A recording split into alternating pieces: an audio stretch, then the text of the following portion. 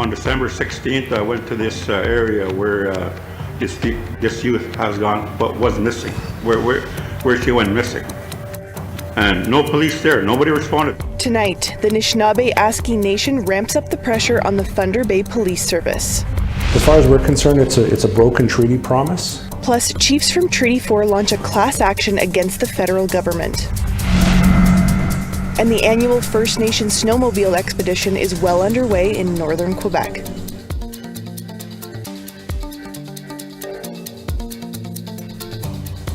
Good evening and welcome to APTN National News. I'm Savannah Kelly. Policing was one of the topics that came up at the annual Nishnawbe Aski Nation Chiefs Assembly today in Thunder Bay. NAN represents 49 First Nations in Northern Ontario. Also on hand was Ontario's Deputy Solicitor General. Chief Christopher Munias from the Nishnawbe First Nation raised his concerns over the recent Thunder Bay police response to a missing 14-year-old girl from his nation who was found deceased days later. Right throughout that time, we were doing our searches. On December 16th, I went to this area where this youth has gone, but was missing, where she went missing. And no police there, nobody responded, nobody came to see us, nobody came to see the family. You know, that's how Thunder Bay, that's how we get treated here in Thunder Bay. There's no response, lack of response, and there's not only in Nishnawbe. It's almost for every community that comes here, every citizen from NAN that comes here. We get mistreated. There's no response. We don't get the respect. What are you prepared to do to Thunder Bay Police to make sure they are accountable and responsible? Deputy Solicitor General Mario Di Tommaso responded to Chief Munias. He said a new entity known as the Office of the Inspector General of Policing will be up and running by April 1st and will have substantial powers. So in the situation that you described, Thunder Bay is not providing said service adequately and effectively, and it is not acceptable. So based on information that the Inspector General of Policing would have, that Inspector General could launch an inspection and an investigation on Thunder Bay Police and then issue orders to the Thunder Bay Police Services Board and to the Thunder Bay Police Services to improve service delivery with respect to the complaint that has been made. In 2019, APTN Investigates and APTN National News introduced you to Stephen Moren. Moren was sexually abused in the Alberta child welfare system for almost 5 years. This trauma has led Stephen Moren to drug abuse and ultimately to robbing pharmacies looking for drugs. APTN's Chris Stewart spoke to him about how he's turned his life around after the birth of his daughter. Stephen Moren did not have a happy childhood. At just 5 years old, he was repeatedly sexually abused by his foster father until he was 9 years old. A foster father who had a previous conviction for possession of child pornography. He should not have been a foster parent. He carried the emotional trauma into adulthood. Moren sued the Alberta government for his decades of suffering. But the process of legal action forced him to relive the sexual assaults all over again. I went through abuse. And the PTSD that I was going through and the traumas from opening up Pandora's box, all that flooding into my life, it's no different than a soldier coming back from the war. The trauma led Moren to turn to hard drugs, methamphetamine, and crack cocaine. At the beginning of 2022, at the lowest point in his life, he robbed 6 Edmonton pharmacies to feed his addiction. He was not immediately caught. In May of 2022, he settled out of court with the province. His share was $312,000. Most of that money went into feeding his drug habit. A bad business investment took the rest. In February of 2023, he was arrested for the pharmacy robberies, facing 18 charges. Moren has pled guilty to 2 counts of robbery and is awaiting sentencing. He could spend 2 years in prison. Moren is hoping for house arrest and probation. He says the birth of his daughter has changed his life. He is now clean, with another girl on the way. He has a job, a truck, and a home. He says the robberies were due to PTSD from his trauma combined with addiction. That was not me. That was that was a person that was lost. That was a person that was lost and like mentally and like spiritually. The soul was not in that person no longer during those events. And like, you know, 3/4, if not 99% of these events that took place, I can't even recall. I can't even recall a single second or 2 or 3 consecutive seconds of any minute, within any minute of any of these events that took place. I can't remember a single moment. He says he regrets the mental anguish he caused the pharmacists from his actions. I'm disgusted with myself, to be honest with you, because I hurt someone. I know how PTSD affects an individual, and when a person like a pharmacist goes through what they go through, an event like those events, man, I can't even find the words to say, because there's no words to apologize to them.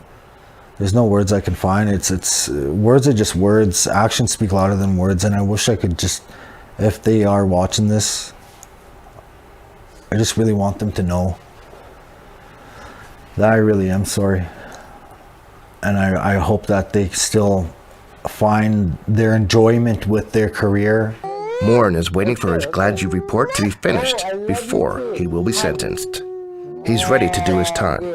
Then it will be up to him to maintain his sobriety. Chris Stewart, APTN National News, Edmonton. Chiefs of Treaty 4 territory in Alberta, Saskatchewan, and Manitoba have launched a class action lawsuit against the federal government for not living up to some of the terms agreed on when the treaty was signed in the 1870s. The terms of the treaty, signed in 1874, included payments made every year to each member of the bands who signed Treaty 4. The claim states payments were made initially set up at $5 per person, which was a great value in the 1870s, but not adequate with today's inflation rate, according to the suit. The chiefs say the Crown has failed to increase the payments over the last 150 years to reflect inflation.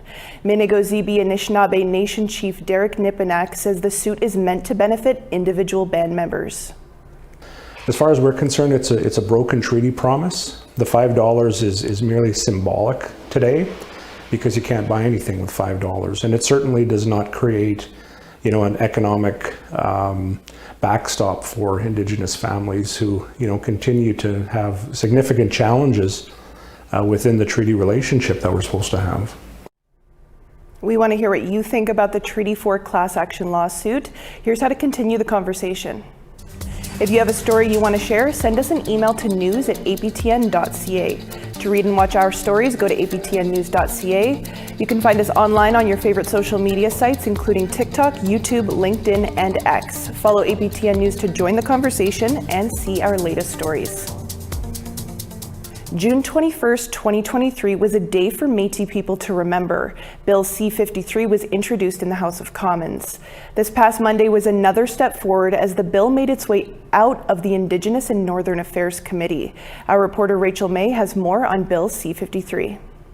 Every Métis and the governments that are representing our people have a right to be able to determine their own future in regards to what they would like to see. Bill C-53 allows certain Métis governments in Alberta, Ontario, and Saskatchewan to give effect to treaties with these governments and make amendments to other acts.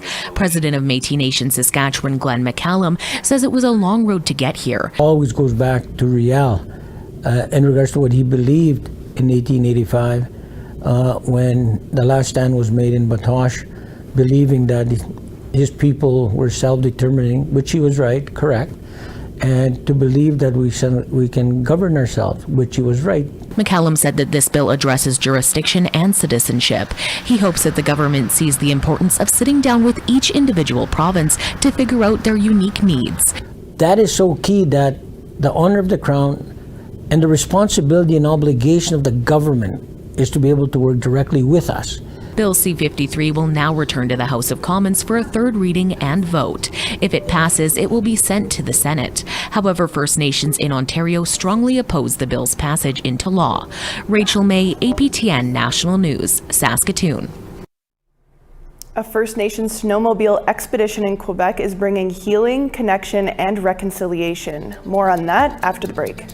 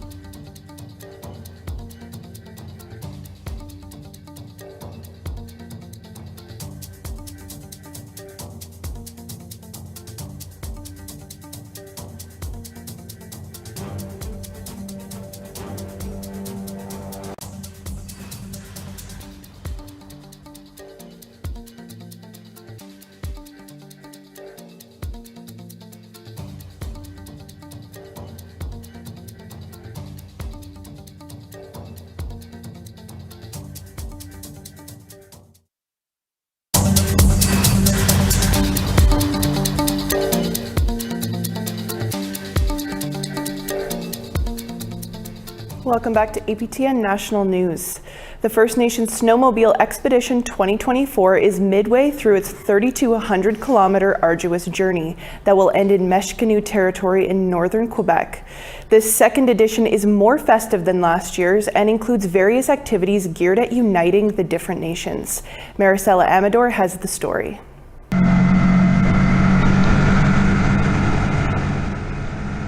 With only the sound of snowmobile motors, one can still find serenity in this natural beauty.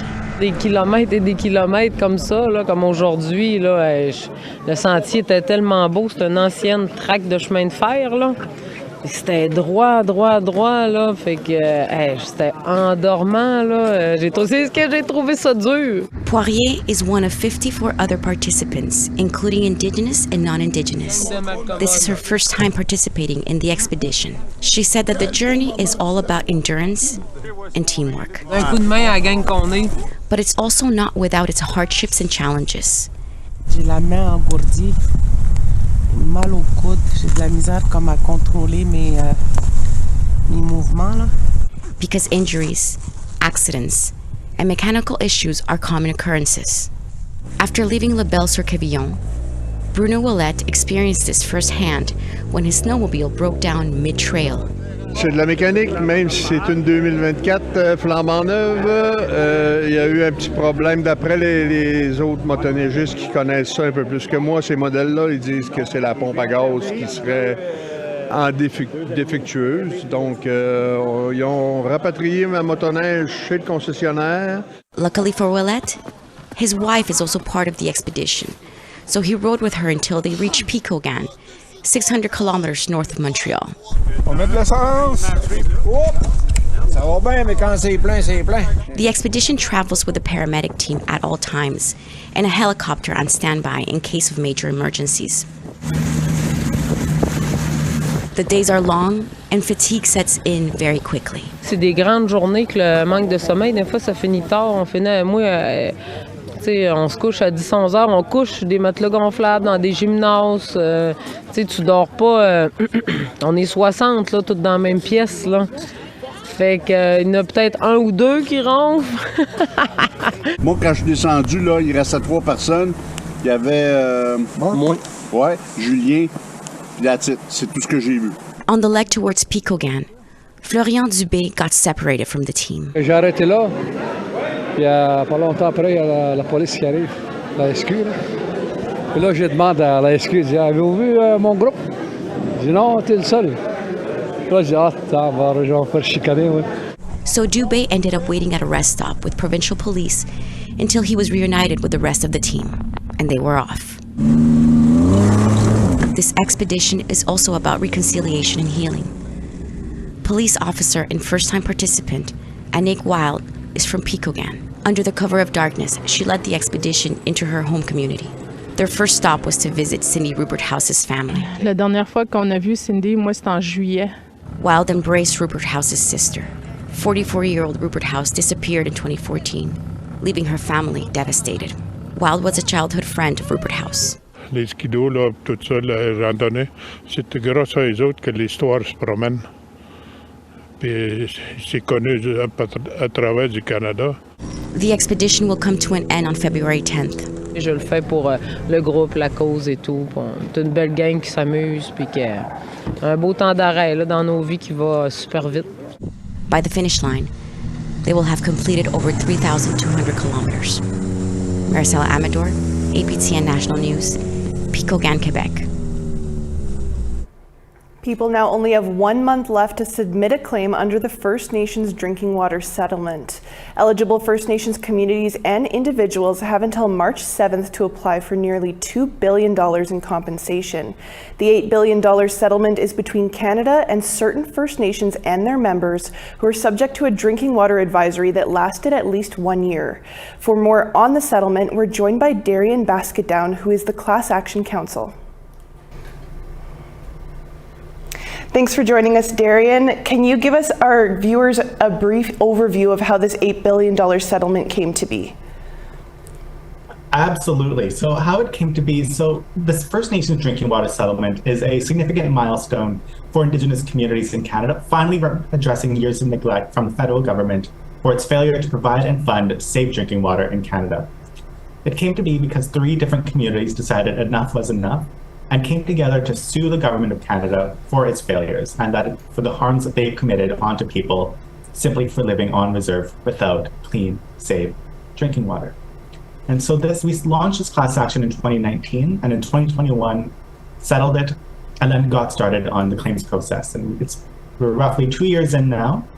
March 7, 2024 would be our 2-year mark and be the close of the first claims period. And roughly $2 billion of that is for compensation. What is the other $6 billion for? Absolutely. So the big win of this class action was not in compensation, $2 billion in compensation. What's the other 8 or 6, sorry. So the big win wasn't compensation, but rather the money that's there now to realize what safe drinking water in communities should be. So that $6 billion is meant for money to go into well-needed infrastructure in community, whether it be funding water treatment plants at actuals for the construction, upgrades, operations and maintenance, and so forth. It's to bring about safe drinking water in communities so that they never have to have boil water advisories or even do not use advisories ever again. And for the compensation side of things, who's eligible for compensation and what kind of compensation would they be looking at? Sure. So people who are eligible for this class action to be an individual class member are First Nations members who lived or ordinarily resided on a reserve on an impacted, let me restart that. Individual class members are First Nations members who've ordinarily resided on a reserve on an impacted First Nation between 1995 and 2021. Now, there's some confusion around that because a lot of that will depend on your birthday as well. So if you're like me, older than 27, there's a good chance you'll fall between our eligibility limitation period, which is typically between 2013 and 2021. And so even though people might have lived under a water advisory before 2013, depending on their birthday, they may not be able to claim for compensation for that period.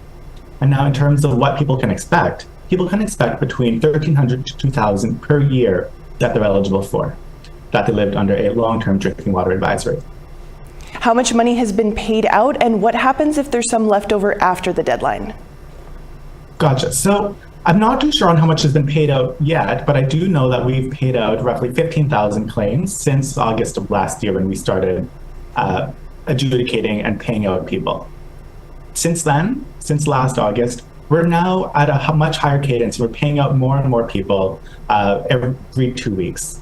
And so timeline to payment will vary based on when people submitted their claim form. And in terms of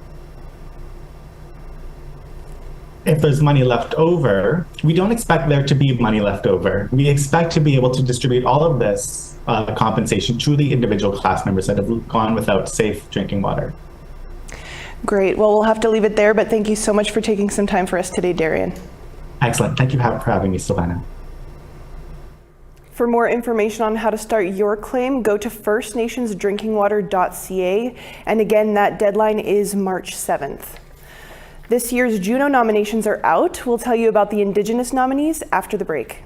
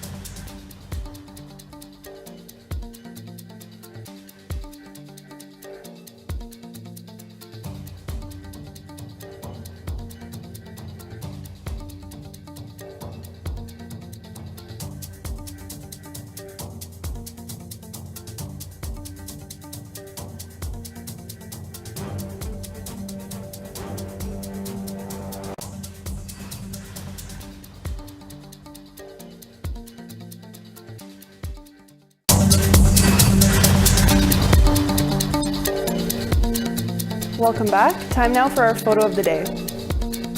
Enjoying a blazing fire out in South Lorraine, Ontario. This great picture was shared with us by Davey Bowers. If you want to be featured as our photo of the day, be sure to email your photos to share@aptn.ca. Now let's take a look at tomorrow's weather forecast. Starting off on the East Coast, 0 degrees and sunshine in Fredericton and St. John's. Kuujjuaq -14 and Nukjuaq -18 and sunny. Val-d'Or 5 degrees there, Montreal rainy and 2 degrees. Toronto 5 degrees there, North Bay +6. Kapuskasing rainy and 4 degrees, Sioux Lookout +3. God's Lake snowy and -4, Thompson -13. Barons River +2 there, Gimli snowy and +1. Regina flurries and 0 degrees, also in Saskatoon and Yorkton. Stony Rapids snowy and -15, Meadow Lake -4. -6 and snowy for Peace River and Grand Prairie. Edmonton snowy and -4, Medicine Hat -2. Penticton rainy and 3 degrees, Bella Coola +2. Prince Rupert rainy 3 degrees there, Smithers -4 and sunny. Watson Lake sunshine -16 there, Dawson snowy -19. Norman Wells -17, Wati snowy and -17 there. Paulatuk mix of sun and cloud -14, Tuktoyaktuk -24. Cambridge Bay snowy -26, Whale Cove -27. Arctic Bay -22 there, Resolute sunshine and -26.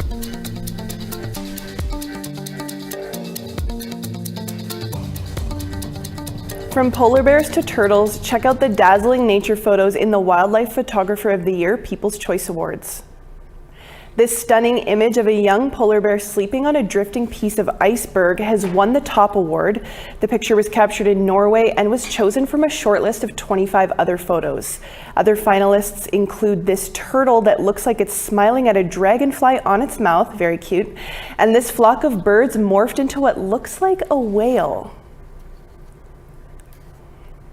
Very cool stuff, definitely photo of the day quality for us as well. So, several First Nations artists have been nominated for the 2024 Juno Awards across quite a number of different categories.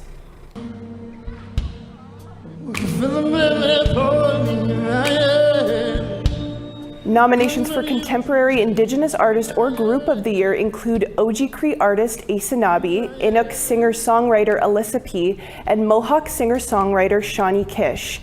Indigenous artists are not just confined to their own category. Haisla rap duo Snotty Nose Rez Kids are nominated for Music Video of the Year, and Micmac folk singer-songwriter and fiddler Morgan Toney gets a nomination in the Traditional Roots Album of the Year.